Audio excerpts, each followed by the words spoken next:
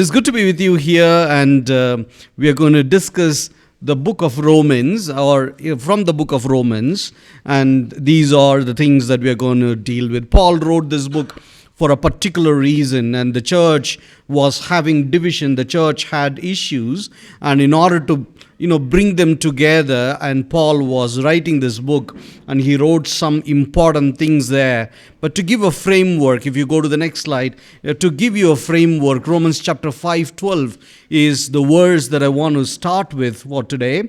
And in this verse, if you just notice, he identifies the problem of the whole world. The problem of the whole world is that we are in sin, and the sin came into this world through one man. Through Adam, sin came into this world because Adam and Eve sinned, and sin came into this world, and then through that, death also has come. Death through sin, and death spread to all men because all have sinned. Romans 3:23, Paul says, we all have sinned and lost the glory of God. We all know that verse, I believe, isn't it?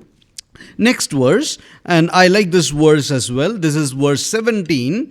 And as he talks about the problem, he also gives the solution. The solution to the problem is that sin had come into the world is a problem, and solution is that because of one man's transgression, death has come, and it has ruled over all man, right? And so then he goes to say, much more will those who will receive the abundance of grace and the free gift of righteousness reign in life through the one man, Jesus Christ. Through one man, Jesus Christ, we are also going to receive what he calls as grace, what he calls as free gift of righteousness.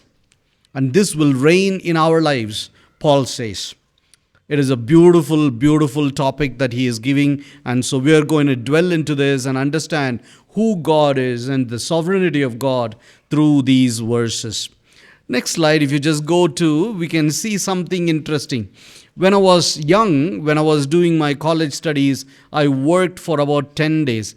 And those are the only times that I worked in a secular job. And so I really enjoyed that job. My job was to sell computers, not computers, TVs at the time. I'm talking about 98 or 96, something like that.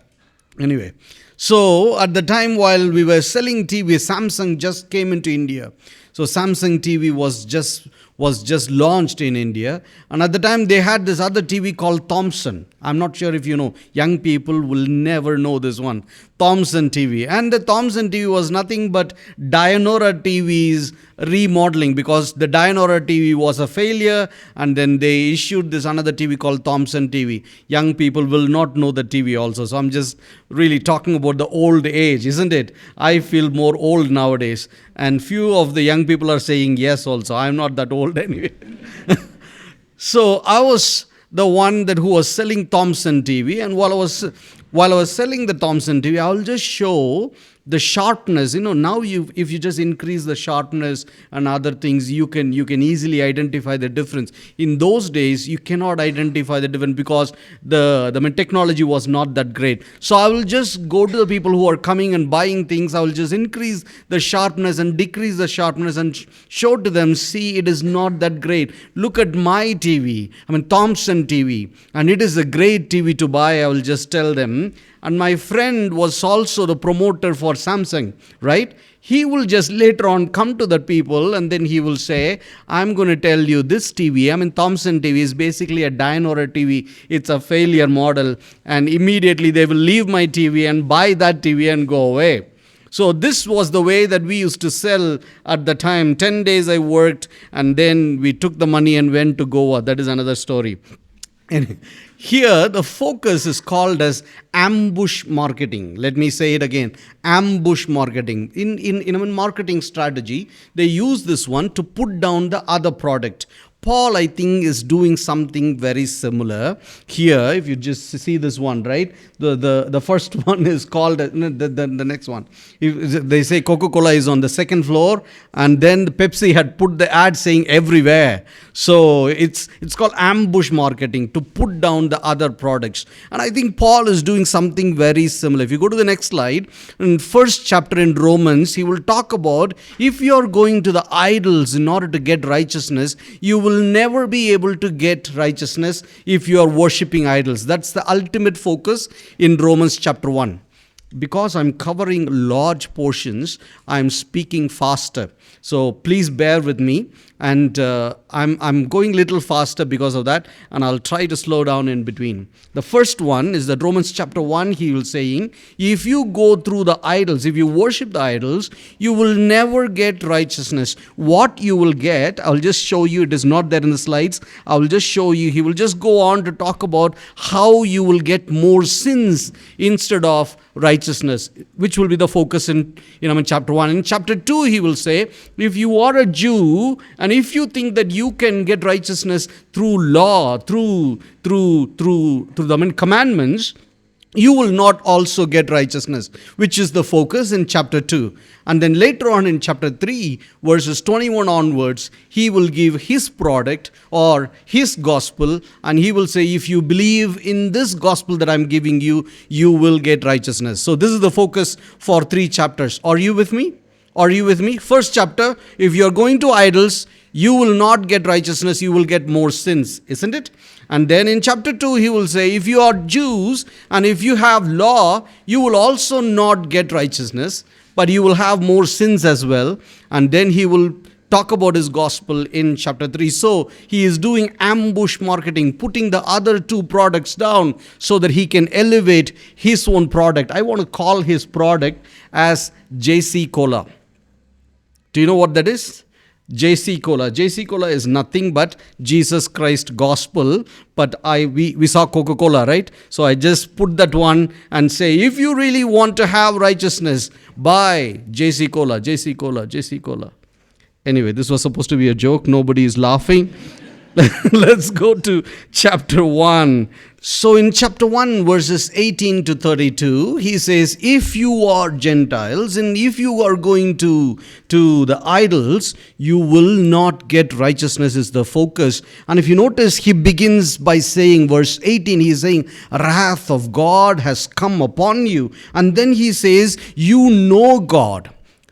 Though that you are Gentiles, you know God, because God is revealed everywhere. The attributes of God is revealed everywhere. Everywhere you see the sovereignty of God. Everywhere you see the mightiness of God, the almightiness of God. Though that you know all these things, instead of worshiping Him, instead of giving honor to Him, what you do is that you are going after other things. You are going after idols. And because you are going after idols, what is happening is that he says that God has given you to that of the desires of your heart. Instead of going to have righteousness, He has given you for the depraved mind, and you are going to fulfill the desires of your hearts. And because of that, sin has come into this world, and you have excessive sins in this world, Paul says.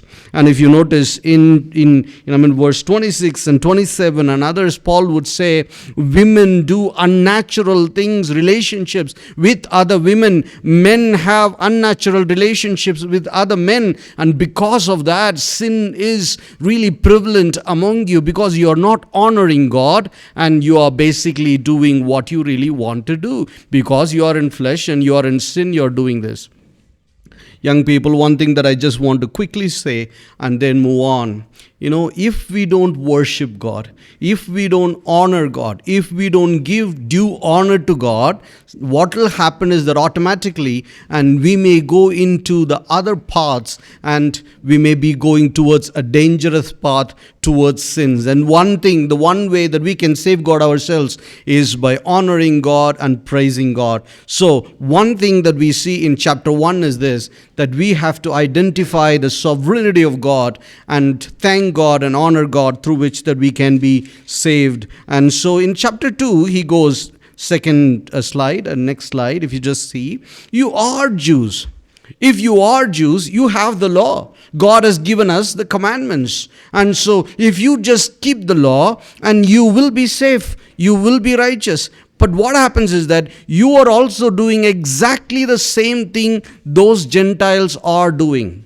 That's what Paul says in chapter 2. Though that you have the commandments, you are not obeying the commandments. You are doing exactly the same thing that you are doing. If you notice in about 3:10 onwards, he will say, sin lives in your throat, sin lives in your tongue, sin lives in your lips, sin lives in your mouth. He goes on to talk about all those passages from the Old Testament where it says sin lives, and he is explaining these things so beautifully to point out one particular thing. We are all under sins. And we see chapter 3 verse 9 says, we are all under sins. And then he gives his product. He has just put down the two products, right? Now he is going to bring his product. His product name is JC Cola, JC Cola, JC Cola. Even now you're not laughing. Anyway, chapter 3 verses 21 to 31. And now every time I say JC Cola, someone should laugh, isn't it? Anyway, 3:21 onwards is where Paul is bringing his product so beautifully. Please allow me to read the verse there. It so beautifully says, but now the righteousness of God has been manifested apart from the law through faith in Jesus Christ. Please notice this one. We can be righteous by one thing.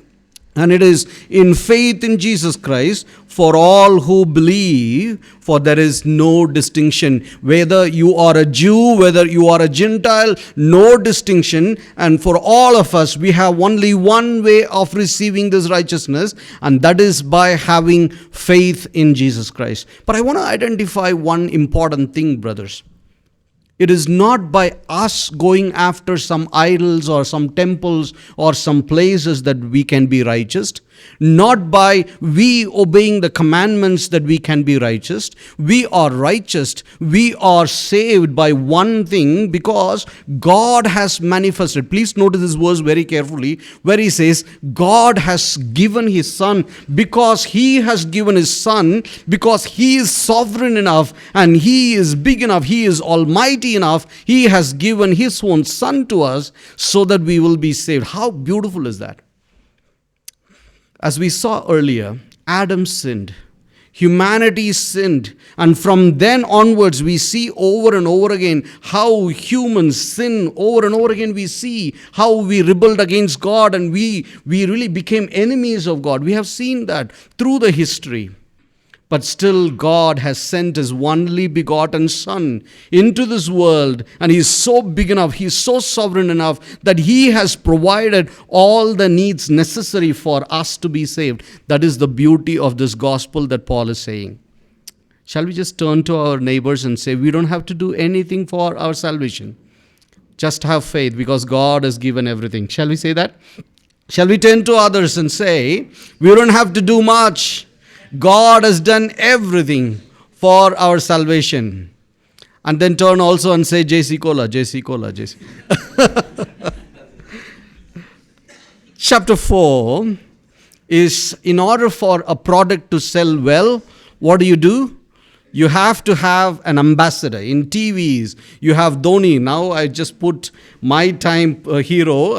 He is Sachin Tendulkar. He would say, boost is the secret of my energy. We used to have ads like that from TV, right? And so likewise, one example will be given. One ambassador will be given. And here we see Paul is giving a great example. He is saying, even Abraham believed and he was righteous. And likewise, you don't have to do anything. Don't think of doing anything for your salvation. All you have to do is just have faith in Jesus Christ, because God is big enough. God is sovereign enough. He has done everything for you. All you have to do is just have faith in Jesus Christ. That is the thing that he says in chapter 4. And chapter 5, he gives 3 benefits of the gospel.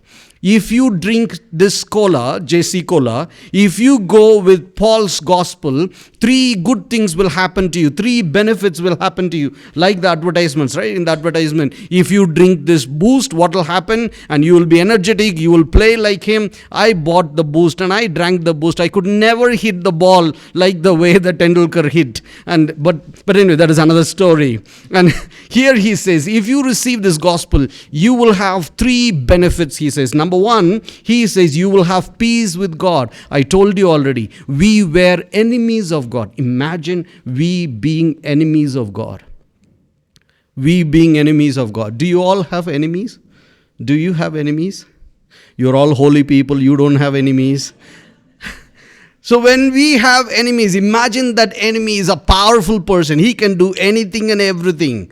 If he is a powerful person, this God is a powerful God. He is sovereign God. He created everything in this universe. And this God, if he becomes the enemy for us, it will be really problematic. But what this enemy is doing is that he is sending his own son into he is sending his own son into this world so that you and me will believe and be saved. That is the beauty of the gospel. So we now have relationship with God. We now have the peace with God. And then second thing he says is that we have received the excessive grace of God. The word grace could be simplified as gift.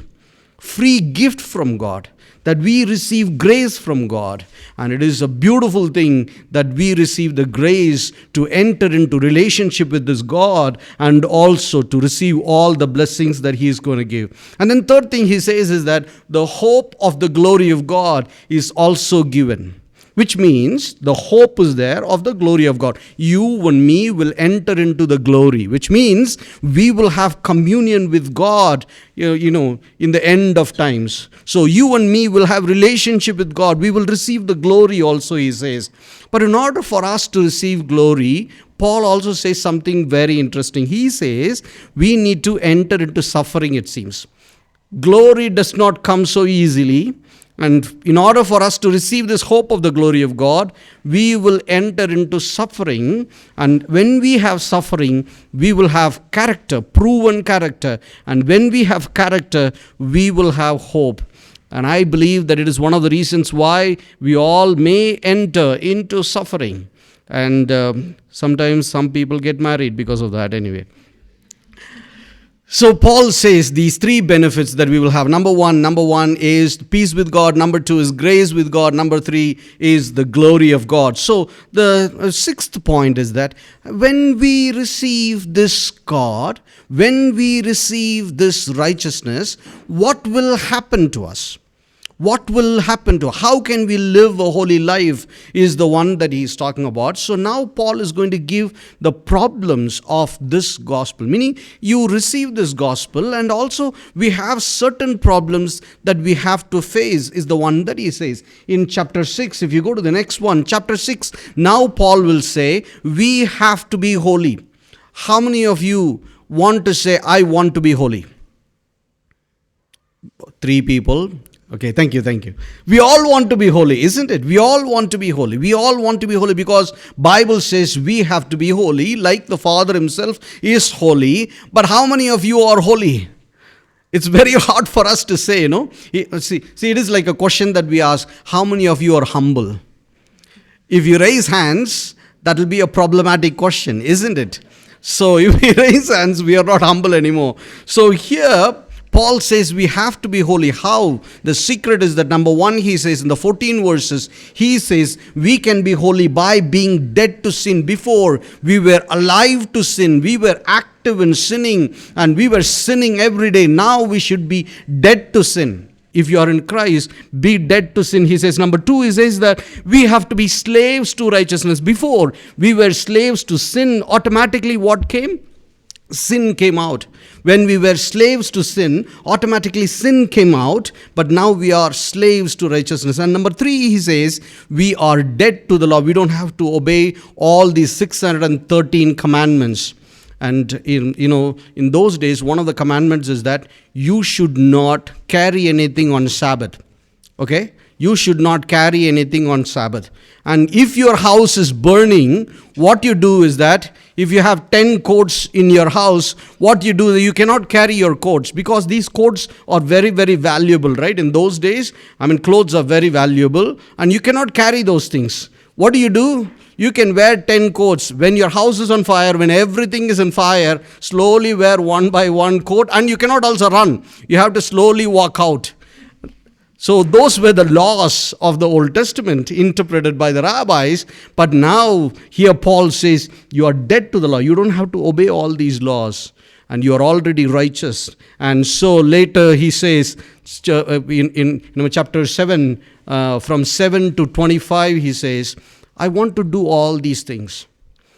but for some reason I cannot do what I really want to do. Let me repeat again. I want to do all these things, but for some reason I am not able to do all these things. If you notice chapter 7, I will just read the verse for you. And he says in verse 15, "For what I am doing I do not understand, for I am not practicing what I would like to do, but I am doing the very thing I hate." How many of you would agree with this statement?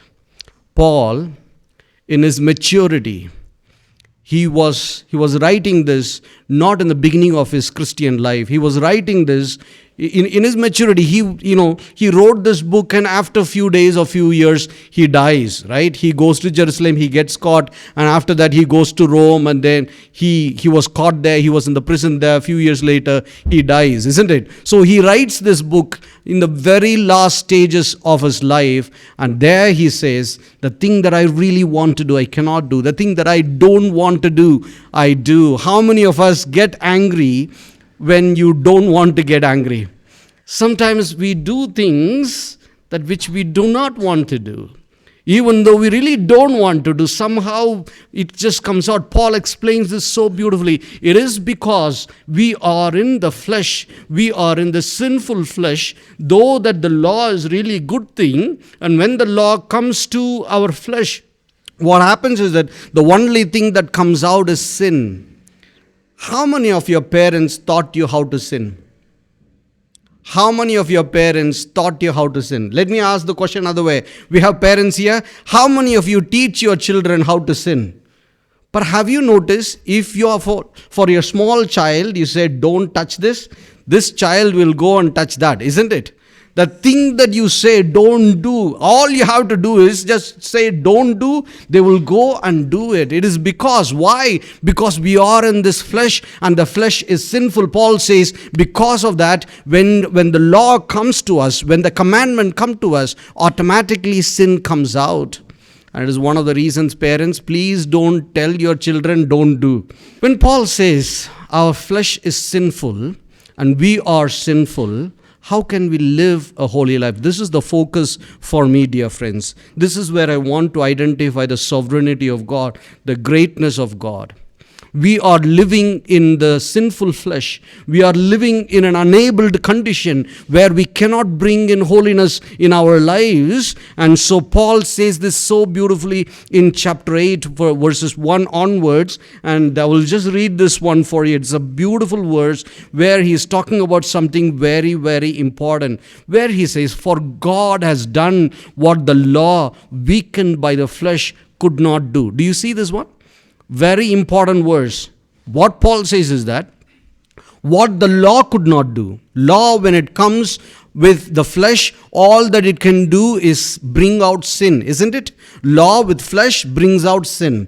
But here, and we see Paul is saying God has done what the law could not do, meaning what he has done is, number one, he has sent his son in his likeness of the sinful flesh and for sin, and he condemned sin in flesh. He had made his son, the only begotten son, the divine son, the one who created the whole universe, and this son, this Jesus Christ, was sent into this world in what? In human flesh.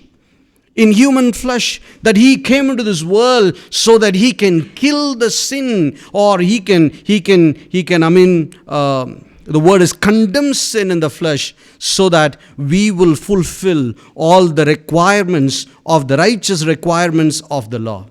That's the beauty of it. The righteousness will come out from our life because God had sent his son. That is number one. Second thing is that please also notice that who walk not according to the flesh, but according to the Spirit. The righteousness will come out. Not this one, previous one. If you just look at the last verse, and he will say, and we are in flesh. We don't have to obey the commandments. All we have to do is, in order for us to bring out holiness, righteousness, what do we have to do? Walk in the Spirit. The Holy Spirit is given to us, dear friends. We can be in the Spirit. We can live in the Spirit so that we can live a holy life. I'm going to talk about few things, how God is giving us the provision, how God is big enough, how God is sovereign in helping us live a holy life. Do you want to know how to live a holy life? Amen? Okay, please turn to your neighbor and say, JC College, JC College. Paul is giving his secret on how to live the holy life. It's a very simple thing. And he says, we don't have to do all these things. We don't have to obey the law. We don't have to fulfill the requirements of the law. Let me say it again. We don't have to fulfill the requirements of the law. All we have to do is walk according to the Spirit. Shall we go to the next one? This is the one. This is the secret, he says. If we walk according to the Spirit, if we consciously take the steps and put our feet according to the Spirit and walk according to the Spirit, and we will live a holy life. If you ask Paul, Paul is a good teacher, isn't it? Paul is a good teacher. And Paul will tell us how we can walk according to the Spirit. And it is an imagery. Now Paul is explaining to us that how we can walk according to the Spirit. And he says, set your mind on the things of the Spirit. Many times what happens is that we are too focused on many other things, and because of that, we produce the things that we don't want to produce. We bring out things which we don't want to bring out, and because our focus is something different. They say, where the thoughts are, there our life is. I can say it another way also. Thoughts will come into actions, isn't it? Am I right? Thoughts will one day, see, you cannot hide your thoughts. Have you seen that? You cannot hide your thoughts. What you're thinking of over and over again will come into action someday. But if you just keep on doing that, what will happen is that it will become a habit, isn't it? If you keep on doing the same thing, and it will become a character later on. So from thoughts, actions, from actions you have habits, and from habits it becomes character. And then they will say, he is like that. He will always do that. He is a thief. He is a cheat. And all these words are attached because it all begins where? It all begins in the thought. So here Paul says that we have to put our thought on the Spirit. We have to set our mind on the things of the Spirit. If we do that, we can escape from sin, dear friends. We can produce righteousness in our lives. Few years ago, they say, we watch things in phone or other media. We watch about 2.5 hours every day, they say. But after pandemic, do you know how much is the average time that our people are spending? Average time? It has gone up to 10 hours.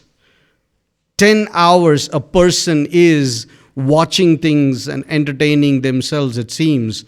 And even if that may be really too much, at least 6 to 7 hours is average, I think, for our country.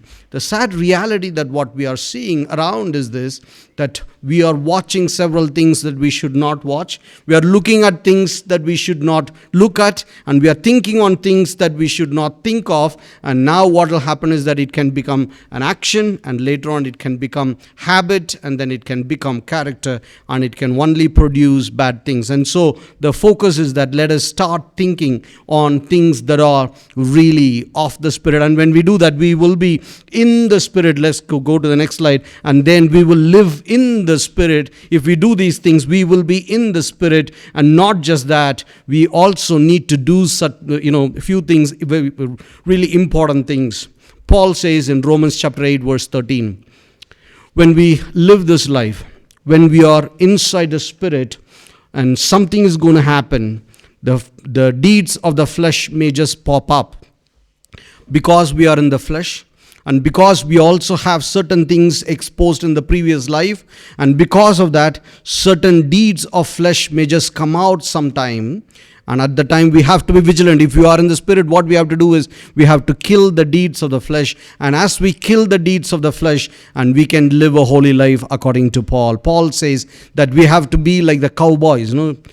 We have to be like the cowboys. Cowboys will be ready, and You see the opponent there in a duel, that you have an opponent there, and then when that person takes the gun, immediately they also take the gun and shoot. And likewise, we have to be ready, vigilant, 24 hours, and we have to be ready so that we can kill the deeds of the flesh, Paul says. And verse 14, Paul says, we have to be led by the Spirit. I don't have the time to talk about the other things, but this is the focus that I want to give. The focus is that God has given us all the ability that we need to have in order for us to live a holy life. Two things that I want to focus on: justification and sanctification, salvation and to be holy. Dear friends, young people, you all want to be holy, I believe, and we don't have to do much. Only one thing that we have to do. Number one, when we have faith in Jesus Christ, automatically the Spirit is given to us. All we have to do is just have faith in Jesus Christ, and God, with His sovereignty, He has done everything that we have to do. He has sent His Son and He died for us, and all we have to do is just have faith in Him. And when we have faith in Him, Spirit is already given to us, and now it is our job, it is our requirement to just listen to the Holy Spirit and walk according to the Spirit. And as he says that we have to set our mind on the Spirit, and as we set our mind on the Spirit, we will be in the Spirit. As we live in the Spirit, and we also need to be vigilant, kill the deeds of the flesh, and as we do that, we will produce righteousness from our life. I don't have this verse here. If you just look at chapter 12 verses 1 to 4, you will identify something very beautiful there. Paul says that we are transformed. The word that is used is called metamorphe. We are transformed, he says. Our flesh will be transformed in bringing holiness, and it is the beauty that he is talking about in that particular passage. Dear friends, we don't have to do much. Number one, have faith in Jesus Christ. And number two, walk according to the Spirit. God is sovereign enough. God is powerful enough. He is almighty enough that He has given us all the ability to live a holy life. All we have to do is walk by the Spirit.